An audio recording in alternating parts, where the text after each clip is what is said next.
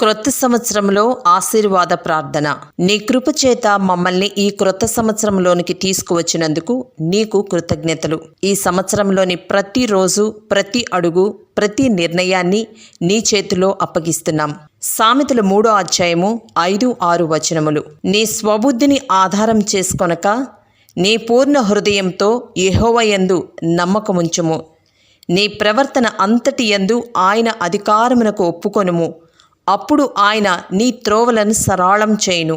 సంఖ్యాకాండము 6వ అధ్యాయము 24వ వచనము.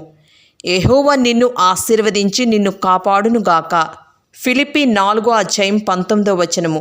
కాగా దేవుడు తన ఐశ్వర్యం చొప్పున క్రీస్తేసునందు మహిమలో మీ ప్రతి అవసరమును తీర్చును. కీర్తనా గ్రంథము 23వ అధ్యాయము 6వ వచనము. నేను బ్రతుకు దినములన్నీయు కృపాక్షేమములే నా వెంట వచ్చును. చిరకాలము యెహోవా మందిరములో నేను నివాసం చేసేదను. ప్రభు మన మార్గాలను సరిచేసి నడిపించును. మన కుటుంబాలను ఆయన శాంతి రక్షణతో ఆశీర్వదించును. మన అవసరతలన్నీయు ఆయన మహిమైశ్వర్యంలో తీర్చును. ఈ క్రొత్త సంవత్సరంలో మనకి నూతన బలము, శక్తి, ఆరోగ్యంతో నింపును. సమస్తము ఆయన కొత్తవిగా చేయును. ప్రార్థన.